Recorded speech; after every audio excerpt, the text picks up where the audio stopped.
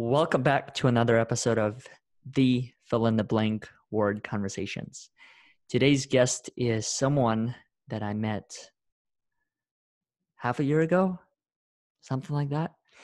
Her name is Teresa Quinlan, and I met her through, initially, I think it was Human's First Call, and then I think you and I connected since, and we began to have more and more conversations.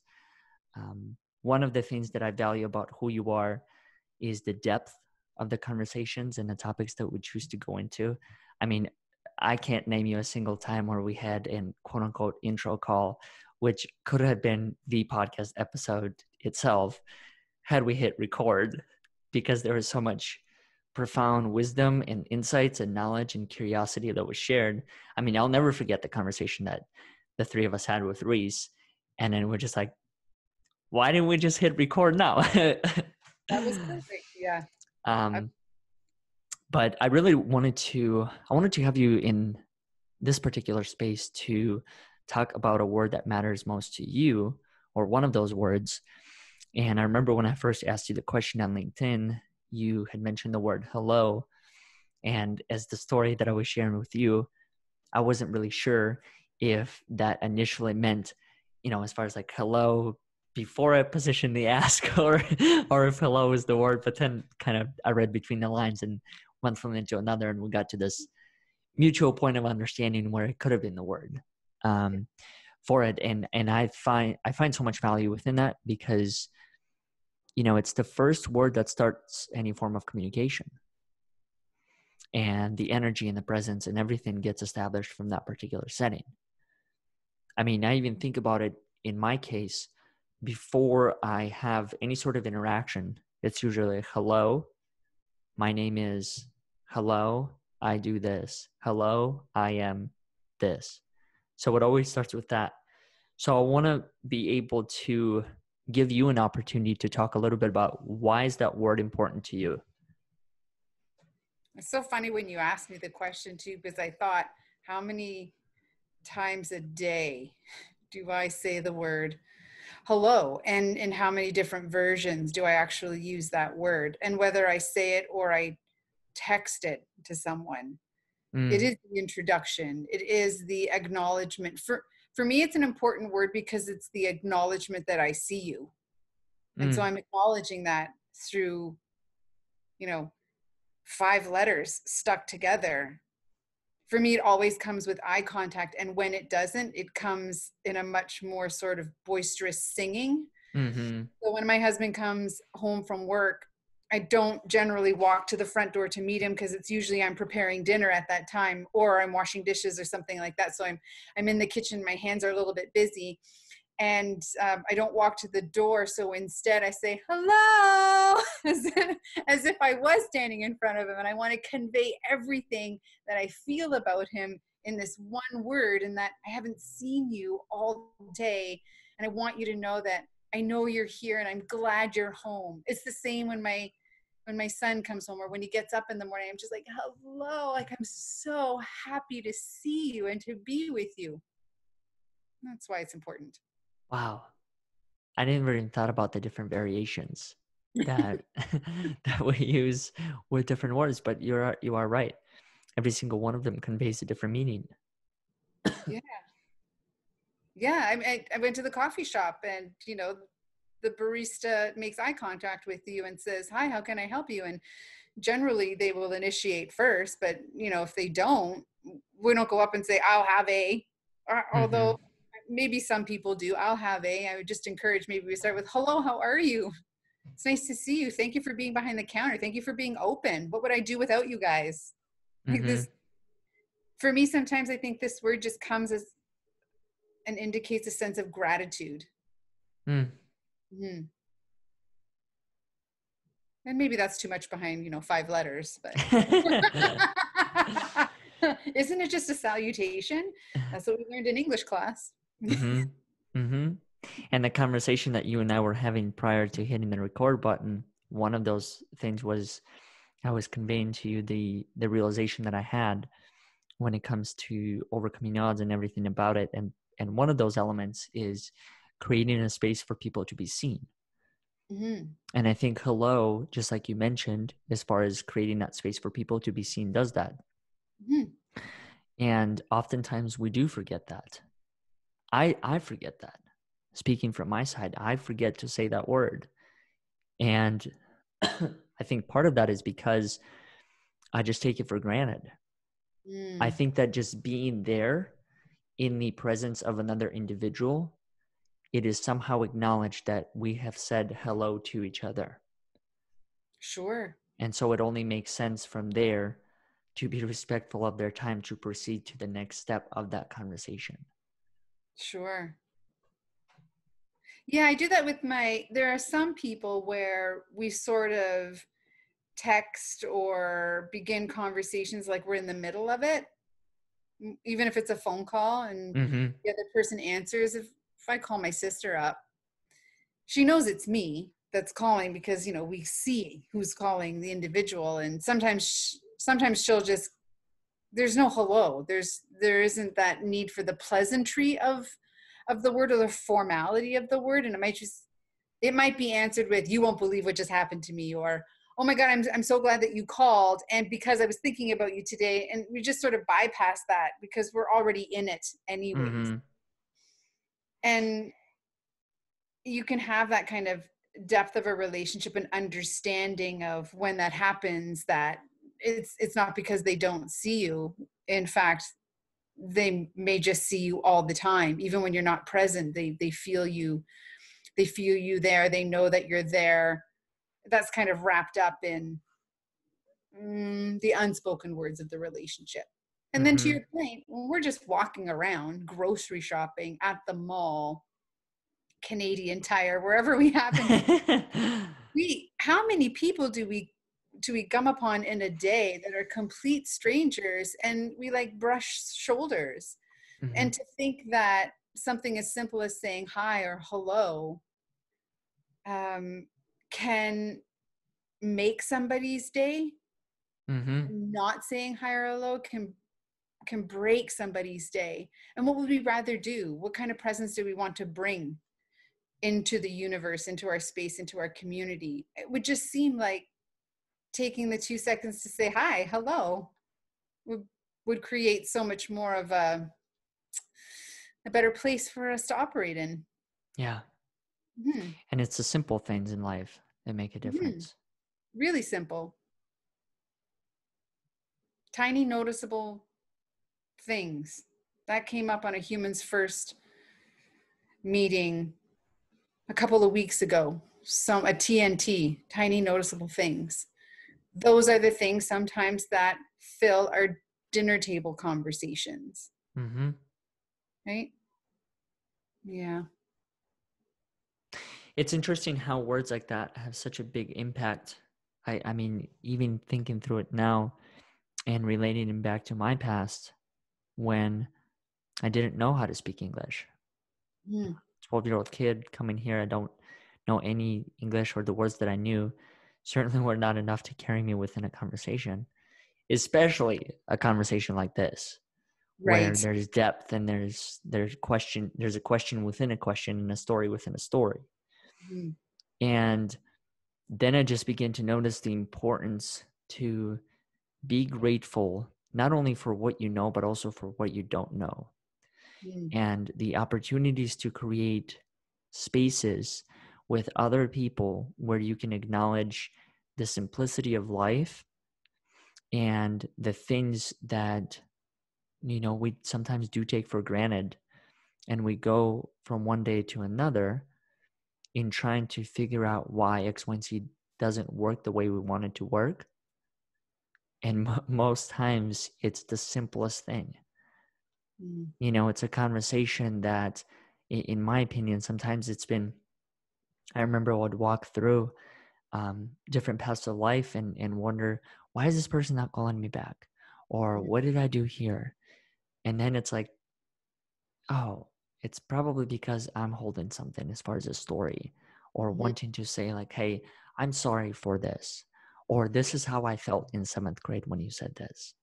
Mm. And so that's where I think language matters.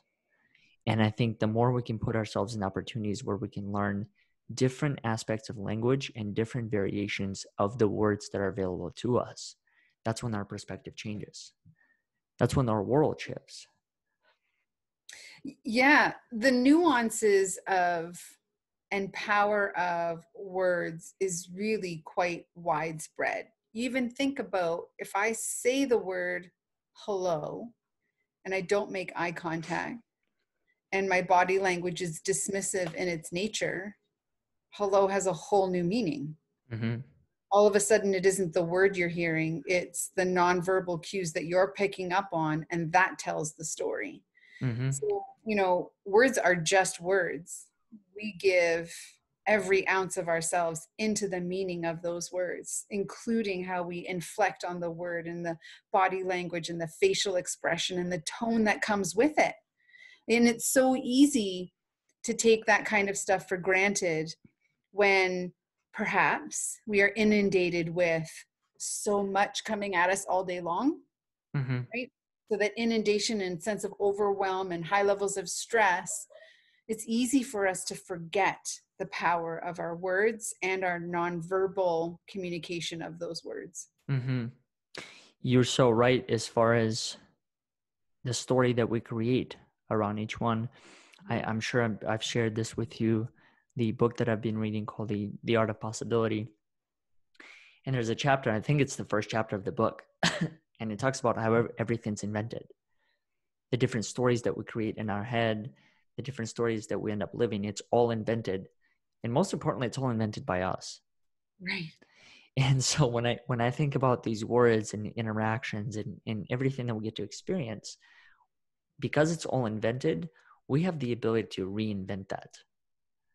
So when you mentioned the word hello and how people approach it, as far as if I don't make eye contact with you, or if I use a different tone of body language, or if I don't say it at all, it changes the meaning. Mm-hmm. And more importantly, the person that's receiving it, they have a choice in what that meaning becomes for them. Mm-hmm. And so even though you may not have meant it for it to come out in X, Y, and Z way, they don't know that. And that's why I think it's important. And that's why I was initially laughing at the conversation that you and I had on LinkedIn, because sometimes what I've learned from my experience is that, you kind of get both sides of the coin when it comes to connections. You'll have people that will reach out to you and that genuinely want to connect, and that is learn about like who you are at your core, who you are beyond the LinkedIn summary or whatever other form that you have available. And then you have others who will connect with you for the whole purpose of achieving the ultimate goal, and that is a sale or whatever it is. Mm-hmm.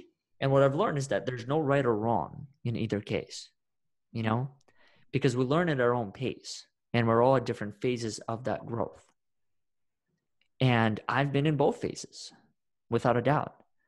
And I've learned language within one that helped me translate into the other one and say like, okay, I see myself in both, but I don't really resonate with this one more. I want to know more about the person and the value and what they stand for. And what I'm getting to is when you initially said that, it put a smile on my face because it made me think that it's like, that's important. How you approach people, it changes, literally everything. It could change the trajectory of the whole conversation. And more importantly, it can change the trajectory of what's possible beyond that. Oh, yeah, absolutely. And the tricky part is when someone's a stranger, you have no idea what their need is. Yeah. You have no idea if their need is to have a hello first, an acknowledgement of I see you, and then an introduction of how are you and who are you and why are you, whatever other questions you want to ask following that.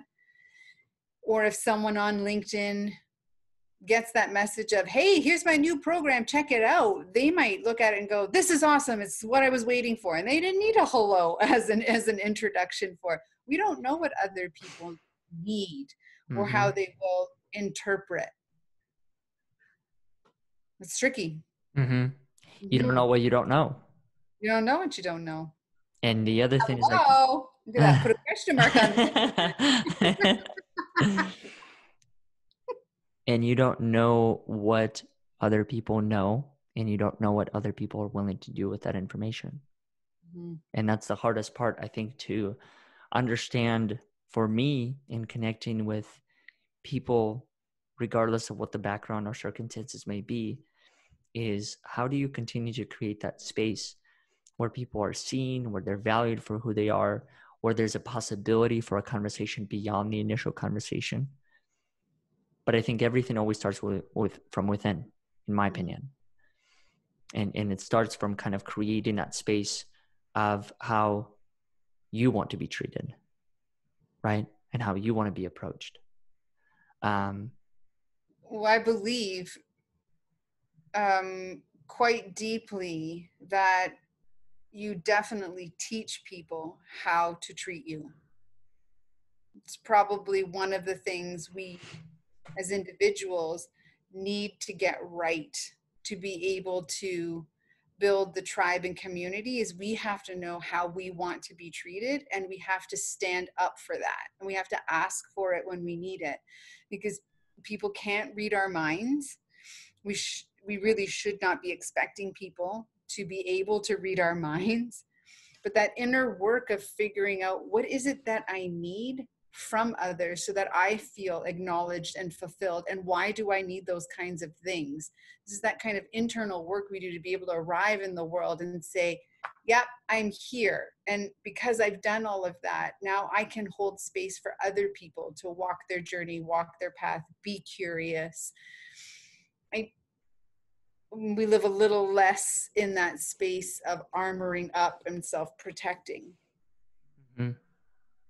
For those that are not familiar with your story, and you and I were fortunate enough to have a conversation like this on the other podcast, and we're able to kind of dig deep within that. But when did that make sense for you, as far as, and more particularly, when did it make sense for you to be more intentional with the choices and how you approach other people? And maybe there's not a specific moment. I mean, that's hard. So before I even ask that, I'll say this. That's very difficult to define. You know, unless you wrote it down in your journal, like this is the date and this is what happened. And I asked that question all the time. It's like, when did that happen to you? And then say, I don't know. I have no idea. I can tell you how it felt, and I can tell you the phases that I remember as far as the beginning, but the origin of it is very hard. But do you remember the kind of those early memories as far as just being intentional with the words that you choose to not only use with yourself, but with other people? In defining, like in knowing who I am? Exactly. Mm-hmm. I do remember like some pivotal moments were specifically around this container of being a girl and what that meant. And so when a parent, an aunt, an uncle, a teacher would convey a girl message to me, like being female means you should be wearing a dress. You cannot play those kinds of sports. This is how your hair should be, like all of those kinds of things. Those are repeatable sort of moments that I recall asking myself the question, well, that doesn't feel right. Why doesn't that feel right? Because is that me? No, that's definitely not me. So it came with a feeling first, and then sort of a line of questioning. I think the feeling was resistance, like, I don't think so kind of resistance. And then it came with that exploration of, why does that bother me so much? Because they're trying to make me somebody I'm not. And I remember having that, not conversations, because when I was a kid, I wasn't conversing like, mom, dad, teacher, aunt, uncle, we should speak about one. No, I would just, I'd say something like, screw you, I'm not wearing a dress, like something like that, right? I would totally act like a disobedient kid. As like, most of us are. Nope, I don't want to do that. Nope, that's not going to happen here. I refuse. Storm off. whatever, that kind of stuff. So I remember doing it. And then as I got older, I just got a heck of a lot better in communicating, in being much more assertive and not aggressive or passive aggressive, and being able to understand it myself. So then I had the language to articulate it to someone else. I love that. I love that for a lot of reasons. And here's the biggest one of all is the language to articulate it to someone else, right? Mm-hmm.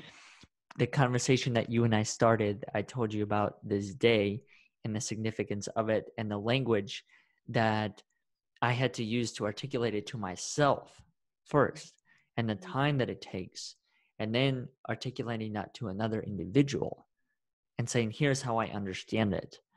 And not even necessarily to ask permission for, is this right? Is this how you understand it? And is this the ultimate truth? But more so, creating a dialogue where perspectives can be shared and the language that you have around it can only be enhanced and put into a space of possibility and understanding that, oh, there might be a different way to say it, or this is how she understands it and this is how another person understands it. So how do you combine kind of the different perspectives, right? Mm-hmm. There was a video that I watched. It was Will Smith being interviewed. This was way back in the day, 10 or 15 years ago. And the reason why I'm choosing to share this is in regard to the language and the importance of it. And one of the questions he was being asked, if I remember correctly, was, who is he? He's done all these films and everything. And so who is Will Smith? Mm-hmm.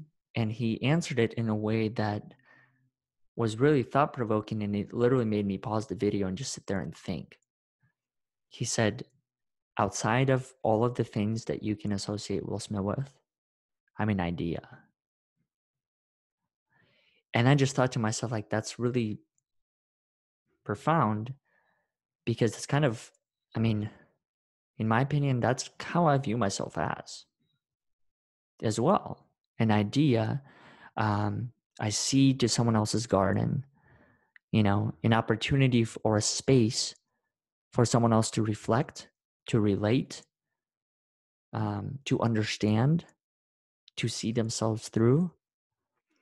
And that's why I asked you that question initially, as far as who are you, or how do we choose to present ourselves, because language does matter.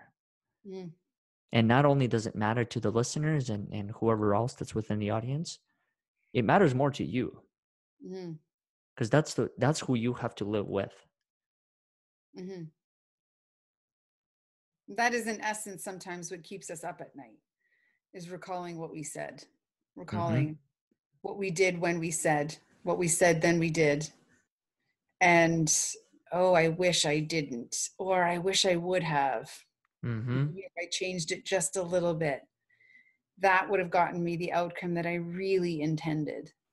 And that's how we learn and grow, is by reflection, both on the things that went magnificently, pausing to take the time and reflect. Why did that work so well?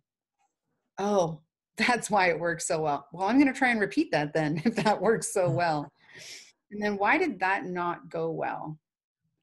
And allowing ourselves permission to evolve, to grow our language, to grow our emotional states, to grow our behavior, to claw through all of the bullshit that's around us most of the time. Yeah.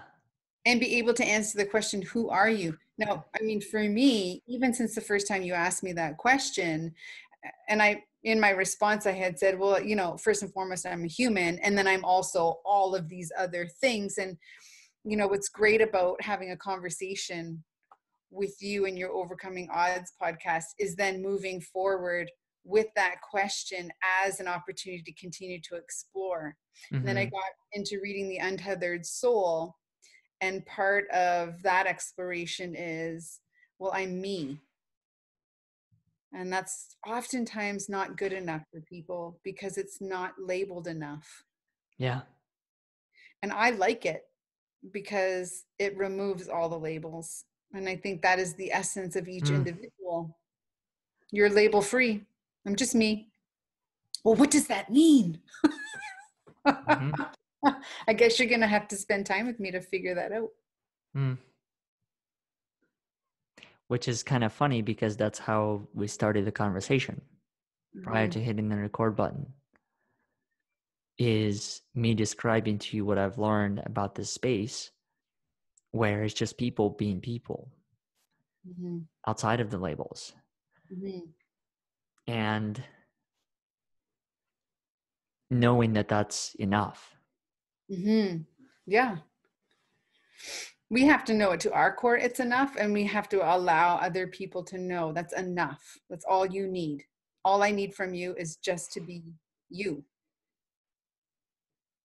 And then people, this is the human condition, is that is very difficult for us as humans, or many of us as humans. What does that mean? I don't know who I am. I'm still exploring. Good. That's how you figure it out. That's the journey. Mm-hmm. And you never hit the ultimatum. You never I hit don't that think final so. destination. It's always going to evolve as long as Yes, you it continue always questioning evolves. Yeah. And I think we have great teachers that are on this planet that demonstrate how to continually do that. The Dalai Lama, Desmond Tutu, we've got some great teachers on this planet, which is kind of really great. We always need that. But I agree with you. It is a journey. It's an evolution, and it's constant. Mm-hmm. You know, 6 years ago, 6 or 7 years ago, I'll never forget this conversation. I was sitting around dinner table with one of my very good friends and his parents. And I remember I posed this question. I said, is it possible to live a life where we don't label each other? What is it possible to live within this world where there are no labels? And what this conversation, I mean, literally 6 or 7 years later, reminds me is that to a degree it is, right? It's okay for you to just be you without having to justify it and break it down into specific categories that make up who you are in order for you to understand that you're still there. Like there's something inside of you. And I think that's really interesting. And I think that's the biggest reason why, along with many others, that I always choose to connect with people like you, is because of the perspective that you add to the conversation, and that is to continuing to build off of different subjects. But in my opinion, you build it from within, and that is you continue to ask questions that you genuinely want to know answers to. And I think that's a really fascinating part about who you are. And so I just wanted to acknowledge that, and I value that from our connection because it brings in so much depth, and it allows me to also grow and continue this concept of you to evolve. Because there's like a threshold that you can only ask in my opinion, there's a threshold that you can only ask yourself questions. You know, you can ask. I've asked myself so many different questions, and then I hit that threshold. It's like, I don't know the question beyond this question. You know, I don't know why this is the way it is. And what I found is that the only way to possibly find a question or an answer or an understanding or a level where you just accept it for what it is to just open that space up to other people and other people's perspective and their understanding and the lens through which they see this world through. So the things that you are constantly choosing to engage in may not be the things that I engage in, but it doesn't make mine right and yours wrong, or vice versa. It just is.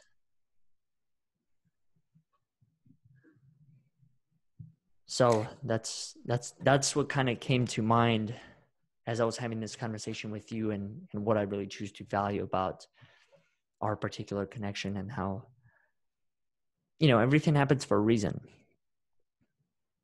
Yeah, this question asking is kind of a big deal. This perspective taking, it's a really big deal. And to your description of reaching a threshold of question asking, I think that really tickles me in a way that makes me smile, because I'm considering not when, because I cannot remember when, and it may just actually be happening in this moment, but I feel like maybe it's been, life has been taking me to this moment. It's like, oh, one of the problems I've been experiencing is believing that there's an answer. Yeah. And perhaps getting rid of that. So this is why it's making me giddy, is coming to this realization in this conversation. Perhaps getting rid of the expectation that there's an answer is the evolution, is the whole point of being able to expand perspective. Is because if you continue, when you continue to expand your perspective, there is no answer. There's only perspective. Oh, that's great. And maybe that's what it is at the end of the day. Yeah. And it's kind of interesting because is that in that particular mindset, when we talk about creating a world where you can just be you without the labels and without wanting to know and almost like grasp the things that make up who you are, Mm-hmm. it's just perspectives. Mm-hmm. You don't need any of it. If the possibility of not having labels means we don't need an answer. Yeah. To any of the questions, we can discuss them openly. It's not what I'm not saying is that the questions aren't valid. Mm-hmm. Just saying through the lens at which everyone is looking, the answer will be different. And that's sort of the beautiful part of being. And then being with each other affords us the opportunity to get past those labels and just experience the me, which is seeing the world and experiencing the world through the lens of other people. Mm-hmm. And maybe the word hello is that introduction to, not I do see you, I want to see you. Mm. So here, bring your perspective, bring all of your experiences. I'm open. Mm-hmm. Mm-hmm.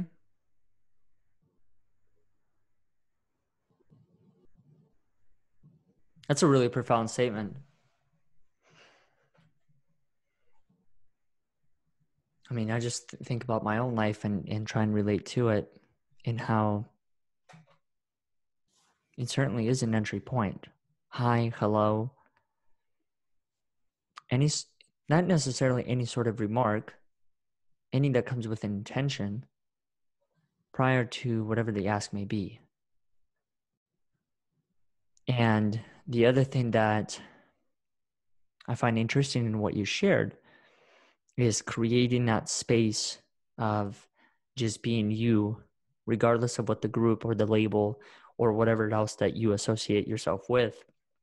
Because one of the things that we talked about prior to hitting the record button on this was the concept that it was my understanding of how I've been taught to build a business, or what I've learned about business. It is that you go out there, you find a niche, and the niche has to be a specific experience. Mm-hmm. And you follow that until you leave this planet. Mm-hmm. Right? Mm-hmm. And then I remember I told you, well, why can't the niche be you? And then you get to share all of the experiences and not limit yourself to a specific one. Now, you do need a starting point, I believe, and that is an experience. But beyond that, you can expand into the other fields.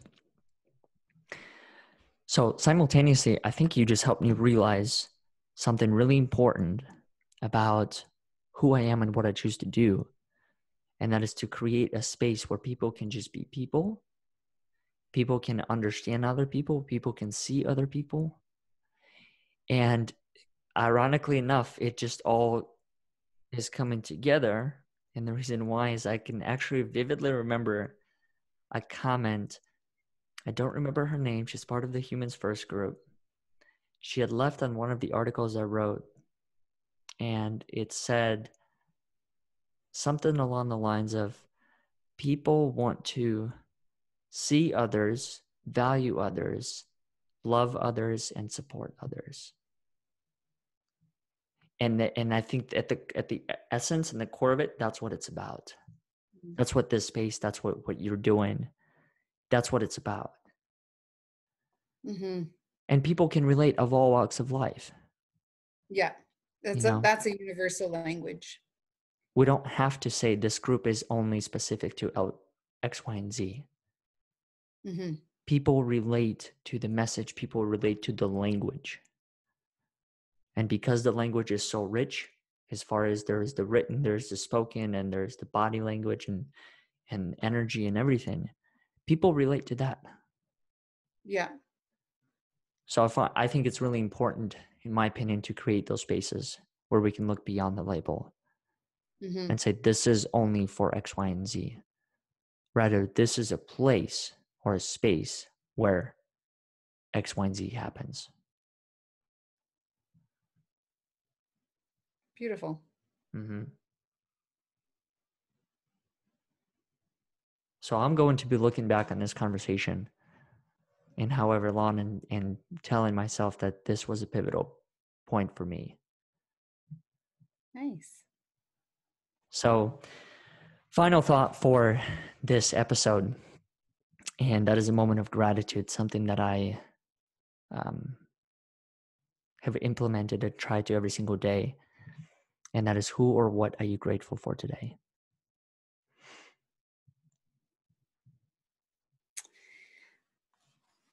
Today, it's really hard to pick one.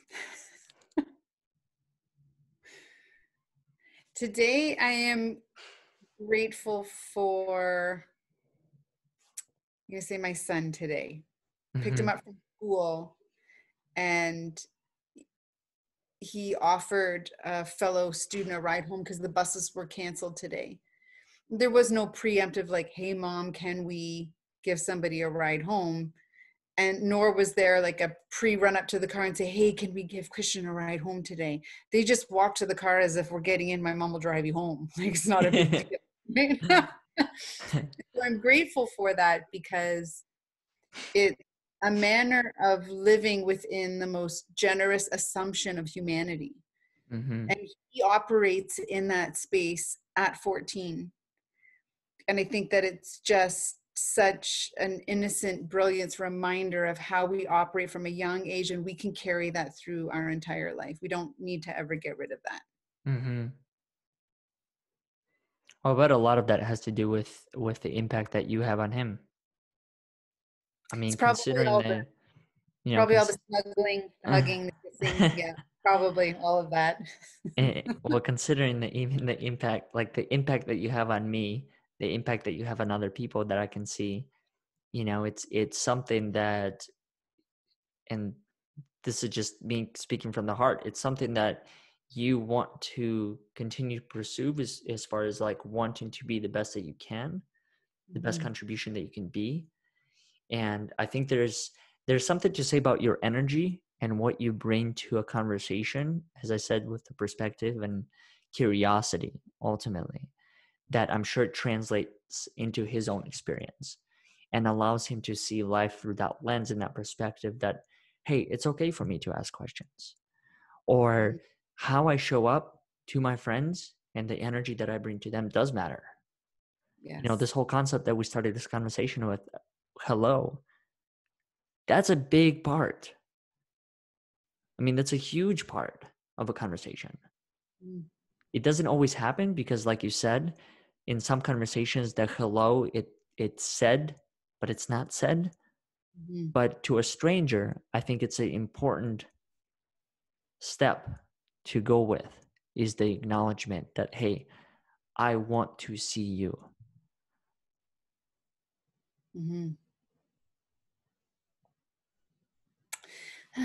This is great. Thank you for inviting me to have this conversation with you. Absolutely. And how do people find you if they want to continue having this conversation with you? Generally, you can Google Ontario. Just kidding. And the first thing that will come up is Teresa Quinlan. They're just Teresa. On LinkedIn is probably the easiest way to sort of find me, Teresa Quinlan. And from there, there's email addresses and YouTube pages and all that kind of stuff. That's awesome. Well, I appreciate you being on here. Appreciate you sharing your experience. And I just appreciate you for allowing me to also create a space to be seen, to be heard, to be valued, and all the other words, supported, acknowledged, that really make a difference, and that make a difference as far as helping me understand that I'm also human, and it's okay to be in a space where you may not understand certain things, and relating that message to someone else who does similar work within similar spaces to help you gain a greater understanding of it. Well, you're doing beautiful work. It's so necessary. Keep it up.